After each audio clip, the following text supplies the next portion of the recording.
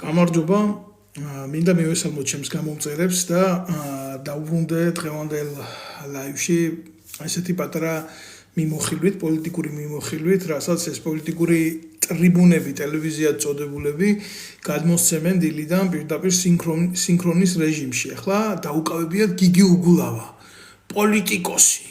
და გიგი უგულავას გარეშე თურმე საქართველოს არ ეშველება და ეს რამხელა უსამართლობაა, რომ გიგი უგულავა დააკავეს და როგორ გადაიტანს ამას ქართული ეკონომიკა შეიძლება ხვალინდელი დღე არ გართენდეს საქართველოში, მზე არ ამოვიდეს და მერე დასავლეთით ისევ არ ჩავიდეს და ასეთი რაღაცეები ორბიტაზე არის, მოკლედ გიგი უგულავა. პირველი თემა ეს არის. მეორე თემა არის ვიღაცა ხარება როგორ ურტყამს წიხლს მოგდაკავებულ მოქალაქეს და მესამე თემა არის რაღაცა რომელიღაცა თანამშრომელი როგორ აფასებს ამას, რომ ეს არის დამონტაჟებული. მეოთხე და მეხუთე თემა ჯერ არ არის, მაგრამ იმედია რომ გამოჩნდება, იმედია რომ გვეტყვიან ამის შესახებ, იმიტომ რომ ძალიან მაგრად გვაინტერესებს ამერიკაში ვინმემ რა თქვა, ტუალეტიდან რო გამოვიდა, ან მერე წყალი როგორ ჩარეცხა, ტუალეტში დატოვა თუ არა ტუალეტი დაბინძურებული, ალბათ მეოთხე, მეხუთე, მეექვსე თემა, დღის თემა ეს იქნება და არა ის რაც რეალურად ერთ ხალხს აწუხებს, იმიტომ რომ ის რაც ერთ ხალხს აწუხებს, სინამდვილეში არავის არ აინტერესებს. ახლა მე აქედან მიუბრუნდები ამ ეგრეთ წოდებულ ტელევიზიებს და რამოდენიმე შეკითხვას დავუსვამ.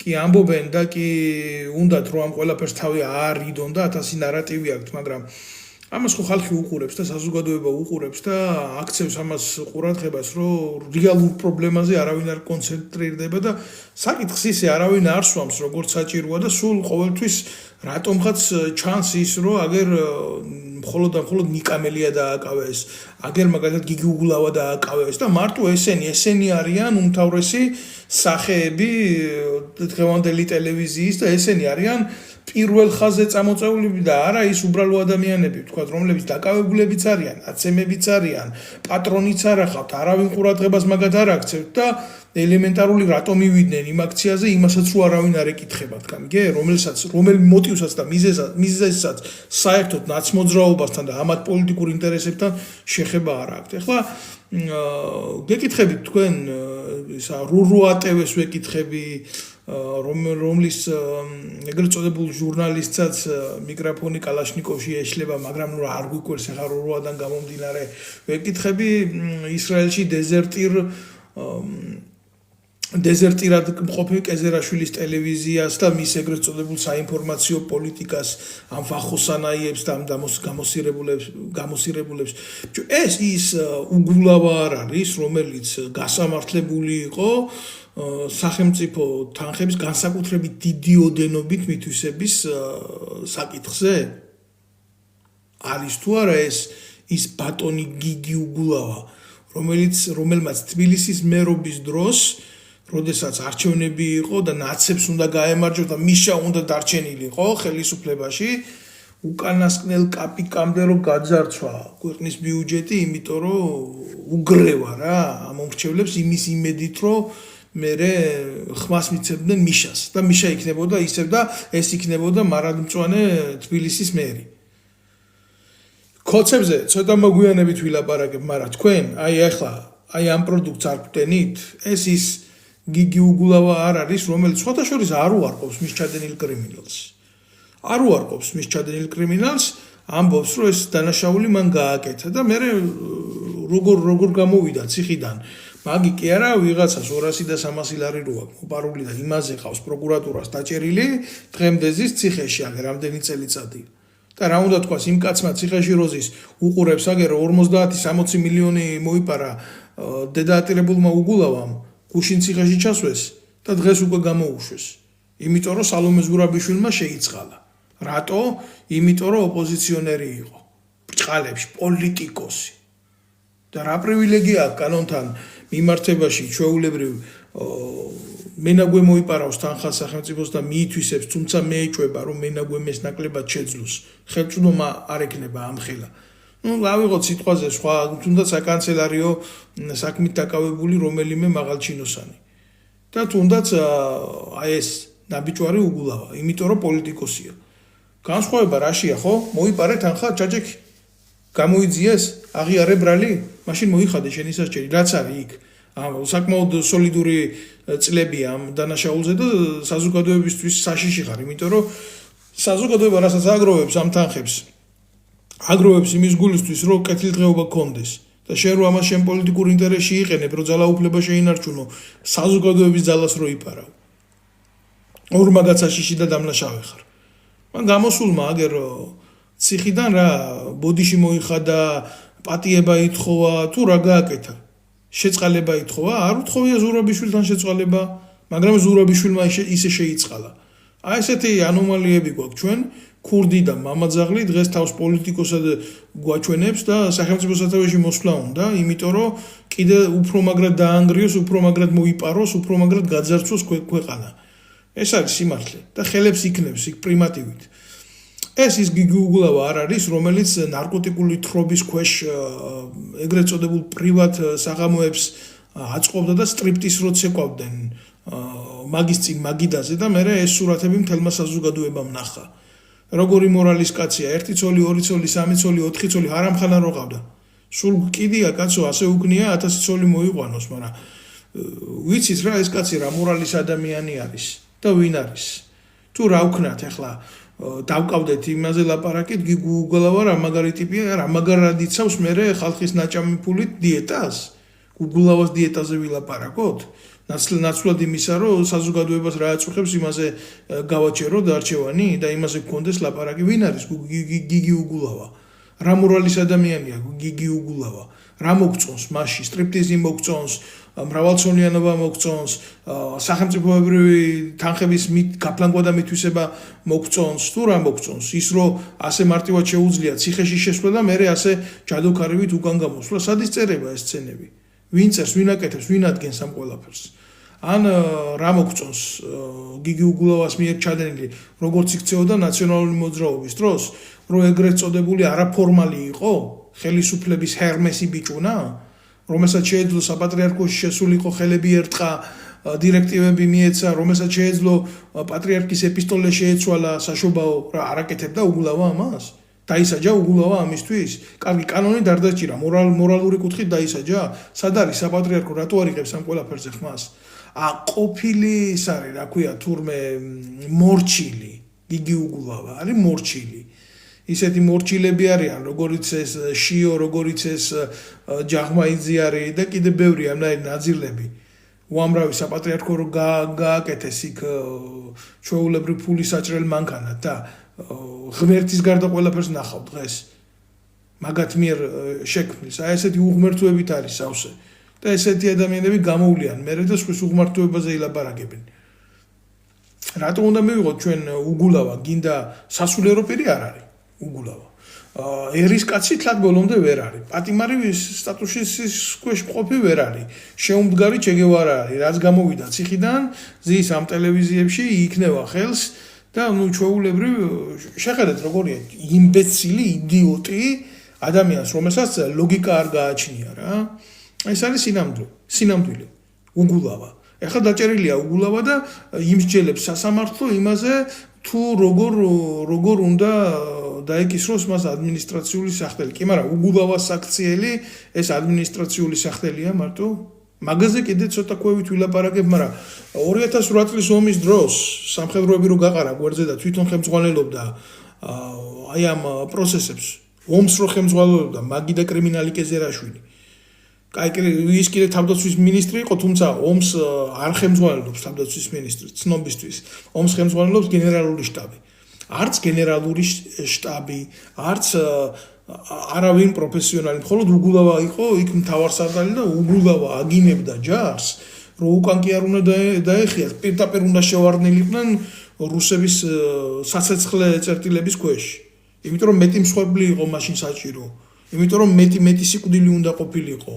იმიტომ რომ მეტი უბედურება უნდა მიეღო ქართველებს, რომ ამ გენს მერე უფრო მაგრად ეტირათ და მოეთხოვათ დახმარებები და შეეჭამათ. რაც გააკეთეს იმ ტოლვილებთან მიმართებაში, თუნდაც გიტოს ჩასახლებები რო გააკეთეს. აი სად იყო უგულავა.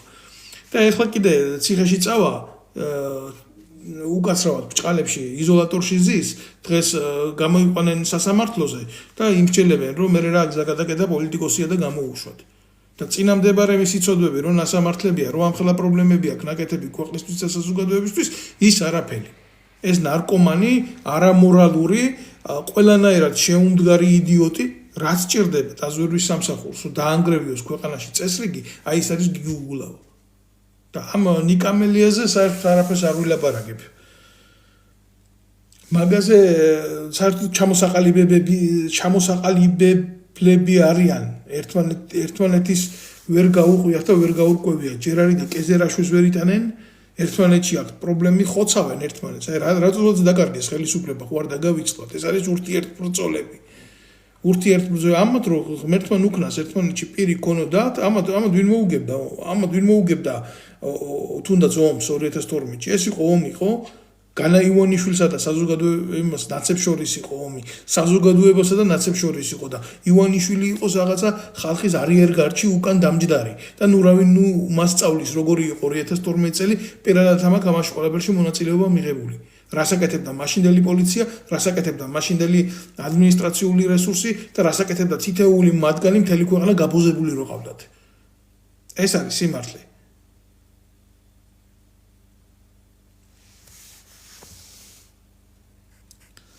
ტროლებს ვეტყვი, რომ რაც არ უნდა საზიზღარი იყოს ბიძინა ივანიშვილი, რაც არ უნდა მიუღებელი იყოს საზოგადოებისთვის, რაც არ უნდა ცუდი იყოს ვერასოდეს, აი თქვენ მართლა ნაძირლებო, ვერასოდეს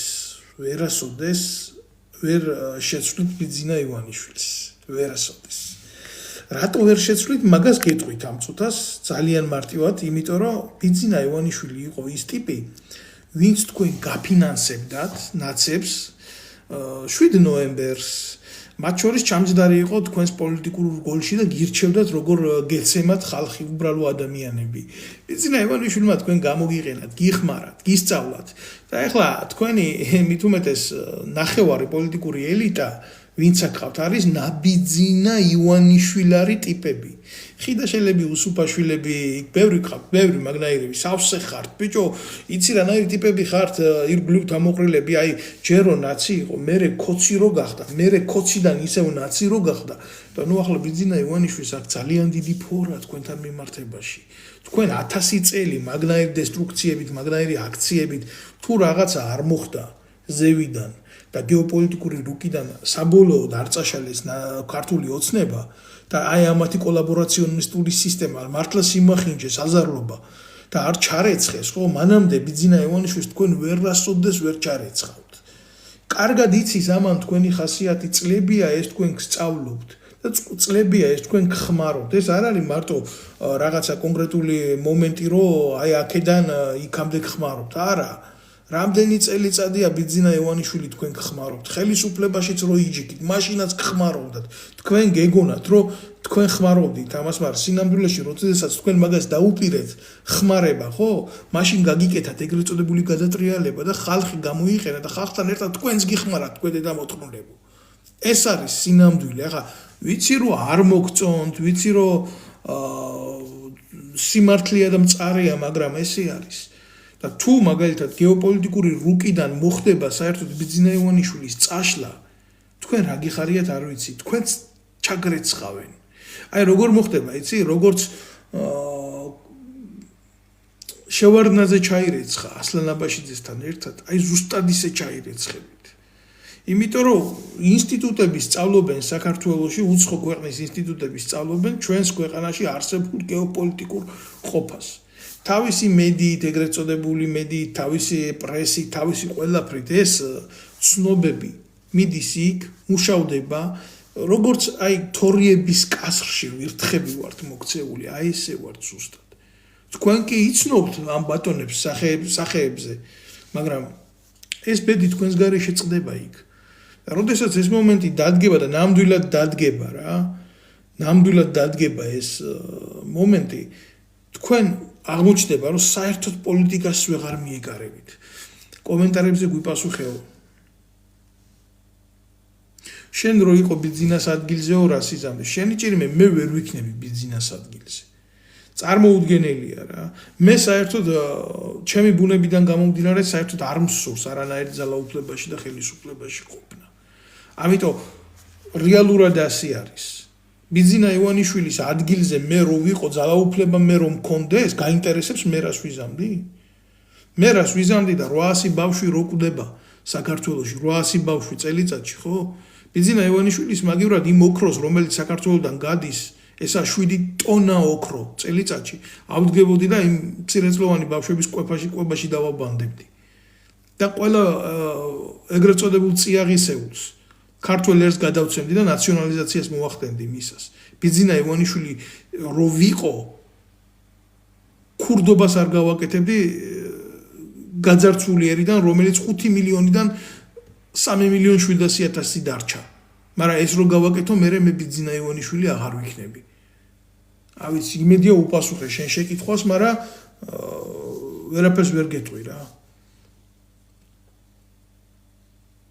აი ვინ შეიძლება რომ მოვიდეს ხელისუფლებაში, რომ არავინ არ აგინოს და სუფთა ხელებით კონდეს არის ასეთიო. მე ვფიქრობ ჭირიმე ჩემო ანონიმი კი ხარ, მაგრამ რადგან ახლა შენი შეკითხვაა უპასუხებ ამას. ხო, რადგან მთხოვე რომ უპასუხებ. ხელისუფლებაში რო ხარ 100%-იანი ვერ იქნები. 100%-იანი წარღვნა არ იყო დედამიწაზე, ნოე მაინც გადარჩა თავისი კიდუბანით, ხო? იცი ალბათ, ეს იმედია იცი. ხო, ვიღაცას მოეწონები, ვიღაცას არ მოეწონები, მაგრამ თავარი არსი ხელისუფლებაში ყოფნის რა არის, იცი? საზოგადოების უმრავლესობას მოწონდე თუ არ შეიგიყვარებს.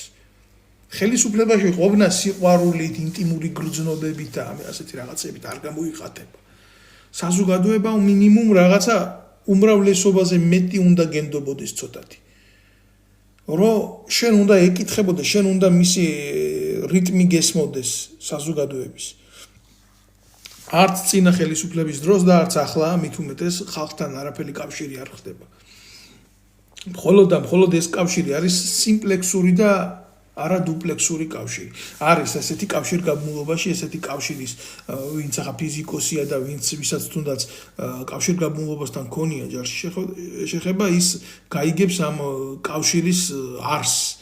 სიმპლექსური კავშირი ნიშნავს იმას, როდესაც მხოლოდ შენ გადასცემ და ის გისმენს, მაგრამ ვერ პასუხობს შენი გადაცემის დროს.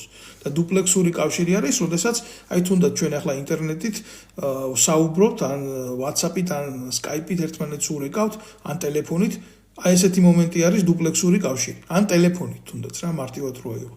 აი ესეთი კავშირი საზოგადოებასა და ხელისუფლებას შორის არ არის. არის მხოლოდ სიმპლექსური კავშირი. მე შენ გადმოგცემ და შენ მე აგიკრძალე იქეთ რო გადმომცე. არა. ეს არის ჩვეულებრივი საღით მონობა, დიქტატურა არის, როდესაც შენ არ გესმის არაფრის და შენ კარნახობ მარტო შენი თამაშის წესებს. ეს არ არის დემოკრატია, ეს ფორმა დემოკრატიის მართლობის, რასაც ხალხის ძალა ჰქვია დემოკრატიას, ესეთი კლასიკური გაგებით ეს მართლობა, ის მართლობა არ არის.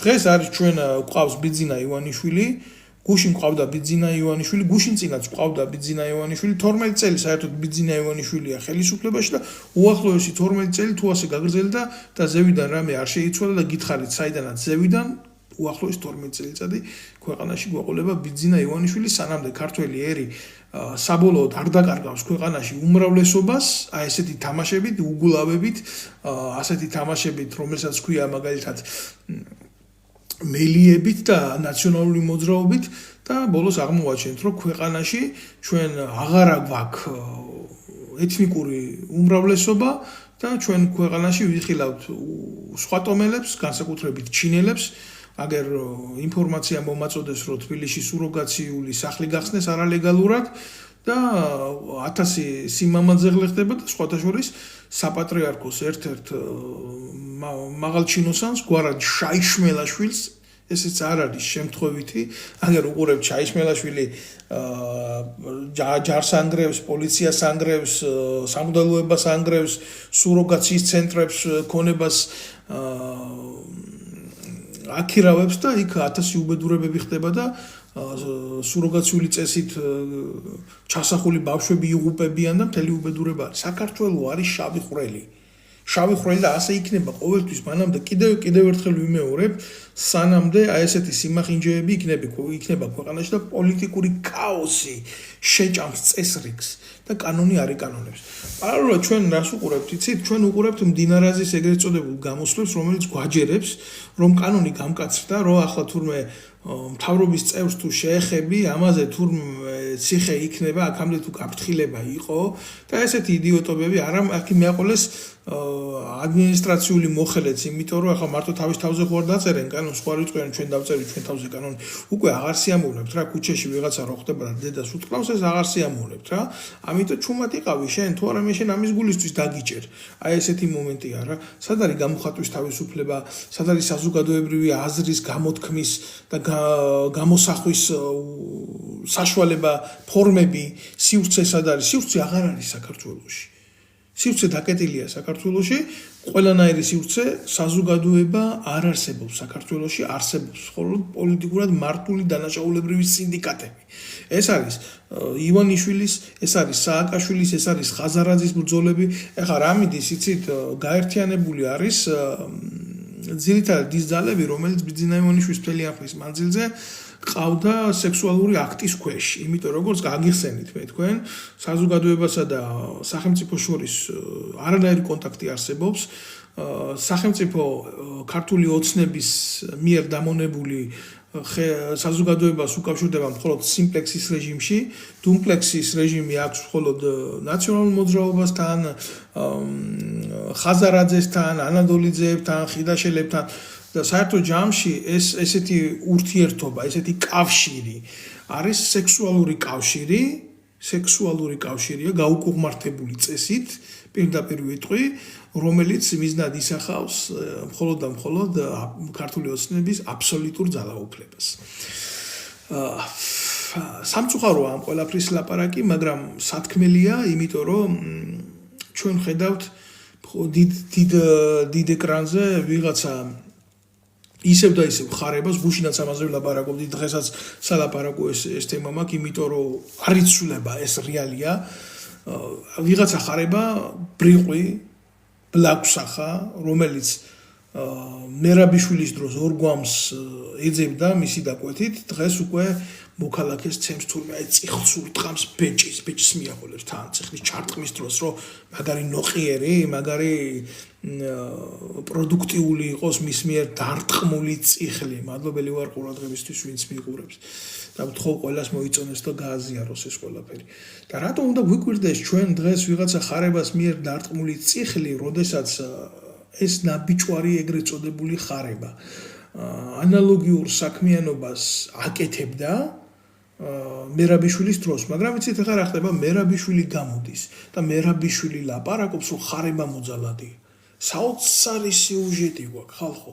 გუშინ თუ მერაბიშვილი ეუბნებოდა წადი მოკალი ორი გვამი მომიტანე, დღეს მერაბიშვილი ამბობს, რომ ხარება მოძალადია, გესმით? რატო? იმიტომ რომ საზოგადოებამ ჩვენმა მერაბიშვილზე უკეთესი ვერ ნახა, იმ ხარებაზე უკეთესი ვერ ნახა. ახლა თქვენ რა გონიათ? ძალოვანი უწყების სახე საქართველოში, რა ქართველი კაცის სახე ტიპიური, ან მერაბიშვილია, ან ეს ნაბიჯვარი ხარება არის. რატო გვიკვირს ჩვენ ესეთი საქციელები? რატო თამაშდება ხელისუფლება სულ ერთსა და იმავე წერტილში? რატო არის ხელისუფლების ძალა მხოლოდ ვიღაცა ხარება, ვიღაცა ნიკამელია, ვიღაცა მერაბიშვილი, ვიღაცა ივანიშვილი, ვიღაცა არ მოიძებნება უკეთესი შემსრულებლები ქართველი ერის მოსატყუებლად. და სულ უნდა დავრჩეთ ჩვენ ამ წიაღში, რასაც ქვია სიცრუე, რასაც ქვია სიყალბე, რასაც ქვია სისაძაგლი ამათი. და უნდა ვიყოთ მიჯაჭვულები სულ აი ამ სცენარზე, რასაც ქვია ამათი მიერ დადგმული სცენები. აბა მოაბრუნეთ კამერა ირგვლივ. აი ამათი დადგმული სცენები არის 3,700,000 კაცში სულ რაღაც 100 მაქსიმუმ 200 კაციანი სცენები. დანარჩენიერი რითი ცხოვრობს. გამოაგლე იქ რაღაცა 1000 კაცი ხელისუფლების გამაძღარი ღორიშვილები, მათი ოჯახებით და ასეთი. კარგი, 3,700,000 კაცის მხოლოდ 2% არის ეგრეთ წოდებული ხელისუფლება და ოპოზიცია. დანარჩენი ხო არის უბრალო საზოგადოება, მუშა-მასა და ასე შემდეგ, ხო? სად არის ეს მასა, სად არის ეს საზოგადოება? სად არის ეს ხალხი? მონობაში არის, გადაქცეულია, ან არის თავიდან ბოლომდე ჩარგული თავის საქმეში, თუ უნდა რომ ორი კაპიკი სახში იშოვოს და მიიტანოს. და იმასაც ფასი აქვს დაკარგული, იმიტომ თქვენ საბაზრო ღირებულება რო ნახოთ, დღევანდელი ყიდვით უნარიანობასთან მიმართებაში არის 0 საერთოდ. და ქვეყანა ცხოვრობს უცხოეთიდან გადმორიცხული თანხებით, თუ ისინიც გაჩერდა, თქვენ მერე ნახეთ ინფლაცია. რითი შეინახავენ ამ ფულს, ცდილობენ რომ აგერ ისეთ ქვეყნებში, რომლებიც ნაკლებად არის კონტროლირებადი დემოკრატიული სამყაროს მიერ, იქედან მოიზიდონ ფული. ლიჟბი ხვალინდელი დღე გაიხანგრძლივ. ქართულ ოცნებაში მყოფ ნაწილებს და ნაციონალურ მოძრაობას დამიჯერეთ. მხოლოდ აქვთ შიშის და ზიზღის გრძნობა. ესენი ძალიან მძიმე შეგრძნებებია. როცა გეშინია და როცა გეზიზღება. და როცა გეშინია და როცა გეზიზღება, ეს ემოციები არ არის ეს დადებითი ემოციები, ესენი არ მოიტანს არაფერ კარგს. სიყვარულის ნდობის განცდა ამ ხალხს არ გააჩნიათ. და რას დაბადებს ეს ორი გრძნობა დადებითი ემოციების გარეშე გარდა ბოროტის, რა სინდისი, რა ჰიბრიდიზმი იქნება. ქართული ოცნება დღეს იცავს ხელისუფლებას, იმიტომ კი არა რომ მას დაკარგვა არ უნდა ხელისუფლების. იმიტომ იცავს ხელისუფლებას, რომ იმის იქეთ იქნება სამუდამო გასამართლება მათი. თუ ნაციონალური მოძრაობა მის ლოგიკაში ასე იხარშება, ეს დაბრუნდება ხელისუფლებაში. ხალხი არ აინტერესებთ. ისინი დაექვემდებარებიან ტოტალურ უტილიზაციას. და ამის მაგალითი აქვს შევარდნაძის, ასლან აბაშიძის ხელისუფლება. თქვენ რა გგონიათ, ვინ არის ქართული ოცნება? ქართული ოცნება არის პუტჩისტების შვილების ანასხლეტები, გადმოუბირებული ნაციონალური მოძრაობის ბალასტი და რა თქმა უნდა, უცხოეთიდან მართული სადაზვერვო ჯგუფი, რომელსაც აქვს ყარი მასალა ანალიტიკური იმისა, თუ რატო არ უნდა დათმოს ხელისუფლება. და რა თქმა უნდა, ამ ინსტრუქციების მიღმა არსებობს კონკრეტული ადამიანები, როგორც არის ბიძინა ივანიშვილი, მისი ოჯახი, მისი უახლოესი გარემოცვა, მისი ბიზნესები, მისი უძრავი ქონება საქართველოში. დასაკარგი არის აქეთ მხარეს. დასაცავით სისხლის მიერად არის. ეს არის სერიოზული ბასტიონი, აგებული ანტისახელმწიფოებრივ ორგანიზმზე. და იქეთ არის ნაციონალური მოძრაობა, რომელმაც 9 წელიწადი ძარცვა აწამა ქვეყანა მერკანტილურ ინტერესებში და ნარკოტიკში გააზავა ეს ყველაფერი და იმედი ქონდა, რომ დემოკრატიის გათამაშებით ამ ფანს შემოუბრუნდებოდა და დაუშვა ხელისუფლებაში ბიძინა ივანიშვილის მოსვლა. დაუშვა. ხალხი აქ არაფერ შუაში არა, ქვეყანა აქ არაფერ შუაში არა, თამაში ძალით. ხო, და როცა დაუშვა და როცა წავიდა, რომ მოვიდა, დახვდა ბასტიონი იქ აგებული. და ვერც წარმოიდგენდა ნაცები და მისი ოვერლოგი როგორი ღალატი გაუკეთეს იმ უახლოესმა გარემოცვამ, ვისი იმედიც ქონდა და ვისიც უნდა დაბრუნებულიყო ხელისუფლებაში. დღეს ნაცების ეგრეთ წოდებული ძალა გაქცეულია უკრაინაში და იმალება იქ. და ელოდება მომენტს, თუ აბა იქნებ ზევიდან რაღაცა მოხდეს, მაშინ ჩვენ კი ჩამოვალთ, მაგრამ ისე როგორ ჩამოვალთ? არ უნდა ციხეში ჯდომა, ეშინიათ. ვინც იპარა, თქვენ გონიათ, ვინ იპარა? ვინ იპარა, გეკითხებით. ნაციონალური მოძრაობის დროს ცენტრალური ბიუჯეტი იყო შავი და ოფიციალური რა. ამ შავ ბიუჯეტს იყოფდა სულ 15-20 ადამიანი, მეტი კი ვერ.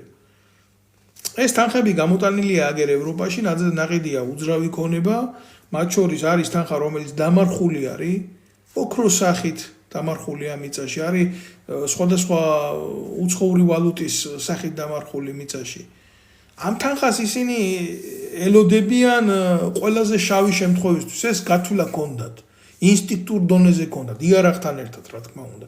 რაც ნახეს ის, რაც წარუდგინეს საზოგადოებას, ეს არის ზღვაში წვეთი, ეს არის თამაში, ეს არაფერი არ არის. მაგრამ როვინცობა რაღაცა იყოს, აი ის თანხები საქართველოში არის, რო არეულობისთვის იყოს საკმარისი. პირველი არეულობისთვის, პირველი ტყვიისთვის და მე ალბათ ვარაუდებენ იმას, რომ უკრაინიდან გზები არის და აქაც იქნება არეულობა და რაღაცას ვიზამთ. ეს ერთადერთი იმედი დარჩა დღეს. სხვა იმედი ამად აღარ დარჩათ, მაგრამ ერთი რაღაცა ავიწყდებათ რა იმ უკრაინაშიც კოცების ბოზები უკვე ზიან. და მიდის ბრძოლა ინფორმაციებით და ინფორმაციის გადაწოდება გადმოწოდებით, იმიტომ თუ დღეს რამეში ფული იხარჯება, აი ამათ ურთიერთ ბრძოლებს გულისხმობ, ეს არის მხოლოდ და მხოლოდ ინფორმაციით ვაჭრობა და ინფორმაციული ტრაფიკები. ქართველი ერი აქ არაფერში არ არის. ქართველი ერი მარტო განიცდის მონობას, განიცდის შიმშილს, განიცდის უსამართლობას, განიცდის ტერორს და ამათი ინფორმაციული და დეზინფორმაციული საშუალებებიდან არის ნახმარი. აი ეს არის სიმართლე. მე ამ შეფასებებს რო ვაკეთებ, ამ შეფასებებს იმიტომ კი არ ვაკეთებ, რომ ვიღაცამ არა მე ვაწვდი ამითი სიმართლე საზოგადოებას რა. თუ არა და თუ არ გჯერათ ჩემი, აი დააკვირდით რა, ეგრეთ წოდებულ ტელევიზიებს, რამდენი ტელევიზია ოპერირებს რა. დღეს იმაში ეთერში უკაცრავად მე აქ ვერავის ვერ ჩავთავ. თქვენი ჭირია. ესეთი დაგეგმილი ლაივი არ მაქვს. ოპერირებს იმედის ტელევიზია, რომელიც არის ცალსახად პროკოცური. იქეთ არის საზოგადოებრივი მაუწყებელი, რომელიც არის პირდაპირ პროკოცული, ეს ორი ტელევიზია არის პროკოცული ტელევიზიები. საშინელებები ხდება საზოგადოებრივ მაუწყებელში კი ვიძახით, რომ ეს არის საზოგადოების კუთვნილება, საზოგადოებას ეკუთვნის, არაფერი არ ეკუთვნის. იქ ზის ვასილ მაღლაფერიძე, რომელიც არის სოზარ სუბარის საყვარელი, მინდა იცოდეთ ასევე ამის შესახებ. მთელმა ერმა იცის ეს, რომ როდესაც ბატონი სოზარი სახალხო დამცველი და ახალაიას ყოფილი უფროსის სახალხო დამცველის ინსტიტუტში თავის დროზე მისი მიღებული იყო ახალაია მის მოადგილედ იყო მისი დანიშნული. ხო ცხინვალის მიმართულებით, როდესაც ახდენდნენ ოპერირებას, ყველამ ნახა თეთრ ნივაში როგორი აქტის მდგომარეობაში ყავდა წაგუზული სოზარ სუბარს ვასილ მაღლაფერიძე. ასე რომ იცოდეთ რა, ვერც სახალხო დამცველად და ვერც საზოგადოებრივ მაუწყებელში მაღალ თანამდებობაზე ვერ მოხვდები თუ უკნიდან გასინჯული არ ახარ. ესენი არიან პირდაპირ შერწყმულები ერთმანეთში. აი ესეთი ტიპი არის ვასილ მაღლაფერიძე. ბრჭყალებში ცნობილი პუბლიცისტი და ძალიან გენიალური პიროვნება. ჭამენ ერთმანეთს. იქაც ომი მიდის. როგორ მიდის ომი იცი? შუა საუკუნეებში რო რაინდები ერთმანეთზე ცუდი შედარებაა, მაგრამ უნდა ვთქვა, ეტაკებოდნენ და აი ცხენები რო ერთმანეთთან ბრძოლობდნენ. სანამდე ნაციონალური მოძრაობა და ქართული ოცნება ერთმანეთს ეტაკება ხელისუფლების გასაყოფად, მანამდე ეს ჩვეულებრივი ქვეშელონის ნაცები და ქოცები როგორც ცხენები ერთმანეთის ებრძვიან. ადამიანები არიან ჩვეულებრივი, აი ფოთლები, ბალახები, ასეთი შეუმჩნეველი ორგანიზმები, რომელსაც შეგიძლია ფეხი დაადო და გაზონზე გადათელო. აი ესეთი შედარება იქნება სწორი დღევანდელ მოცემულობაში რა. ხო, აი ესეთი მოვლენები არის საქართველოში, ესეთი მოვლენები ვითარდება. არავინ არ შემოაბრუნებს იმ კამერას, არავინ არ დაგანახებს თქვენ და არავინ არ გეტყვით, რომ სინამდვილეში რას განიცდის ქართველი ხალხი, როგორი შიმშილობა მიდის ჩვეულებრივ მოსახლეობაში, რა უბედურება ტრიალებს განათლების სისტემაში, რა საზიზღრობები ხდება, ამაზე არავინ არ ილაპარაკებს რა. რაღაცებს მართალს იძახი, მაგრამ შენც მაგარი ისახარო რა, მე არ ვახსენებ ეს ვინ ამბობს ამას? ვიღაცა ფსიქიატრიული კლინიკა აქვს, ესეთი ხა მას გამზდელი უნდა ვაგინო მე, მაგრამ რო ვაგინო რა აზრი აქვს? ჩამჯდარი არის იქ და აღებული აქვს რა ნარატივი, ხო და იქ კოცებს რასაც ყოფთ ის თურმე მართალია და რაც არ აწყობთ, აი იმაში თურმე მთელი საზოგადოება ფალოსი ყოფილვართ. ისი ამის დამალული დედა მოვხარ მე პირში. რა მნიშვნელობა აქვს? ხო იცის ვინც არის და ხო მიდის დედის გინება რა. რა უნდა უთხრა მე ყოფილი ვარ თუნდაც გაბოროტებული, შეგამოსირებულო, რა მაბოროტებს, აწყობილი მაქვს ცხოვრება, ჩემ თავს ხედავ იდეალურად, ჩემი ქვეყნის დარდი რო არ მქონდეს, ხო? მე არანაირი პრობლემა არ მაქვს, ხო? პრობლემები გაქვს შენ, შეკულიანო, საკუთარი სახელი და გვარი რო ვერ დაგიწერია. საკუთარი სახელი და გვარი ვერ დაუწერია შიშისგან. რატო? გესაუბრეთ ამაზე, რომ იმიტომ რომ შიში არის სერიოზული ემოცია, სერიოზული შეგრძნება. კარგს არაფერს არ ბადებს რა. ამიტომ urჩევნია, აი რომ რა დღეშია მთელი ერი მოქცეული რა. urჩევნია რომ ამ ყველაფერს მოусმინოს, გაატაროს, ჩუმად იყოს და ოღონდ თვითონ არ გამოჩნდეს. სადღე თუთაშხიაში რო არის სარჩიმელია და ის ყაჩაღდა ბანდა რო აიყვანს, გზიდან ხალხს რო გადაიყვანს და ძარცვავს. და ვიყვიროთო ქალებმაო, რო ლაპარაკობენ ეს დატყვეულები და ვიყვიროსო, სხვა მოდა ვიყვირებ მეცო.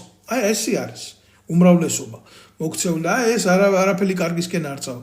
კარგი, შემოკარგებო, მე მინდა რომ დღევანდელი ვიდეო შეგონება, ასე ვიტყვი, დავასრულო, აზრი არ აქვს. ვინც უყურებს, ვთხოვ რომ გამოიწეროს ეს ვიდეო არხი, მინდა რომ მივაწოდო ინფორმაცია, ბევრს გააზიაროს, შემოვერთდით, იმიტომ რომ მე ვიცვლი, მით უმეტეს ახლა ვიცი რომ დაგეგმილი არის ძალიან დიდი ბოროტება ქვეყანაში, ყოველდღიურად მოუძებნი დროს რომ აი ამათ დედა უტირო. რამდენჯერაც ესენი გამოჩნდებიან და თავის დეზინფორმაციას გაავრცელებენ, იმდენჯერ გამოჩნდები და დედას გიტირებთ რა.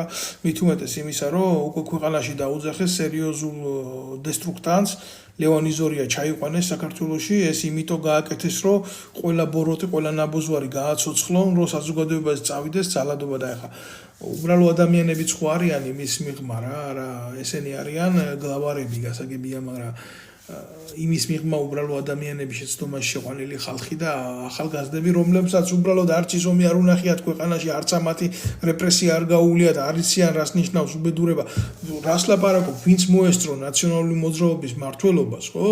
ყველა მიცის როგორ იყო, იცი? თუ აი ის არ მოწონთ რა, მაგალითად ოჯახში. აი რადონის გახრწნილი ნაბოზრები იყვნენ რა, ის არ მოსწონთ, ხო? რა მოხდებოდა? ის მთელი ოჯახი აღმოჩნდებოდა გაშავებული. არავის არ უნდა ემუშავა ოჯახში. პურის ფული არავის არ უნდა ქონოდა. თუ ჩათვლიდნენ რომ აი ამ ტიპზე ძალადობა განსახორციელებელი არ იყო, მაშინ აი ამ ფორმით ახორციელებდნენ ძალადობას რა. რა მაგარი ექიმიც არ უნდა იყავი, რა მაგარი პროფესიონალიც არ უნდა ყოფილიყავი, რა მაგარი ჟურნალისტიც არ უნდა ყოფილიყავი. აი იყო ესეთი პროფესიები, რომლებიც ამათ პირდაპირ ვეტოს ქვეშ ექცეოდა, მაგრამ თუნდაც მნიშვნელობა არ ქონდა, თუ მატორისტი ყოფილიყავი, მანქანის მაინც დაკტოვებდნენ უმუშევარი რა. მთელ ოჯახს დატოვებდნენ უმუშევარი, იმიტომ რომ არ უნდა ძმაო რა, შენ იყავი მტერი მაგათთვის გამოცხადებული რა. და ვიცი მე ეს ყველაფერი როგორ იმართებოდა, საკუთარ ტყავზე მაქვს ეს ყველაფერი გავლილი და გადავლილი და თუ ვინმე ამას გრძნობდა საკუთარ თავზე, თუ ვინმე მიცის, აი როგორი იყო, იცი, დღეს და ღამეს ვერ გაარჩევდი კაცს, ისე მოგიქცევდნენ საქმეს რა. დეზინფორმაციას ცალკე შეგიხსავდნენ, საკუთარ ქვეყანაში ცოცხლად დაგალპობდნენ, გასვლის საშუალებასაც არ მოგცემდნენ. და თუ ვინმე ძლია ნაციონალურ მოძრაობას და მის სიბილწეს ძლია ასეთმა ადამიანებმა, ასეთმა გაუბედურებულმა ადამიანებმა რა, ერთხელ და საბუდამოდ მივიდნენ და უტირეს ყოფა რა.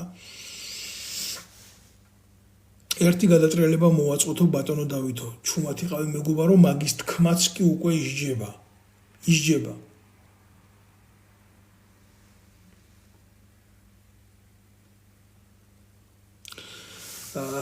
კარგი, შემოკარგებო, დავასრულოთ დღევანდელი ვიდეო გამოსვლა და კიდევ ერთხელ გთხოვთ, რომ გამოიწეროთ, მოიწონოთ ეს არხი, ვინც უყურებთ და გააზიაროთ რა და დავბრუნდები, მაქვს რაღაცა თემები, მნიშვნელოვანი საკითხები და ვაპირებ, რომ ეს ყველაფერი გავაჟღერო და როდესაც იქნება ამისთვის საჭირო დრო და საჭირო მომენტი, უახლოეს მომავალში ამას გავაკეთებ აუცილებლად. მადლობა, დიდი მადლობა ყველას, ვინც მაფასებთ, ვინც უყურებს ჩემი ვიდეოებს. მე ვიცი, რომ ერთი რაღაცის იმედი ნამდვილად მაქვს რა. აქედან გამოსული თითო სიტყვა არ იკარგება. თქვენი ემოციები არ იკარგება და თქვენს მიერ გამოხატული მხარდაჭერა პირდაპირ ისრად ესობად გულში ამ პროპაგანდონებს. პირდაპირ ისრად მიდით გულში ამ პროპაგანდონებს. აი ამისი მჯერა, იმიტომ რომ მაგ ინფორმაციაში შედაწრეებიდან რაც ხდება და როგორ განიცდიან ამ ყველაფერს და მე აი თქვენ გაგახსენებთ ამას, რომ ჩვენ სამოქალაქო ურთიერთობას აი ამ ფორმით აუცილებლად ექნება დადებითი შედეგი. ეს მოიტანს შედეგს. არ არსებობს წყალი, წყლის წვეთი, ქვას ხრიტავს და მართალი სიტყვა საუკუნეებს წვდება. ვინმეს დაამარცხებს კი არა. მე მჯერა ამის. ოღონდ რომანტიულად არ გეუბნებით ამას, ან გარაგმულად, ან გადატანითი მნიშვნელობით. მე მართლა მჯერა ამისი, რომ თავისუფალ და ძლიერ სიტყვას ნებისმიერი ჩაქოლილი და დარქული სივრცის გახსნა შეუძლია რა. ინაცვალე, კარგად იხავით, დროებით.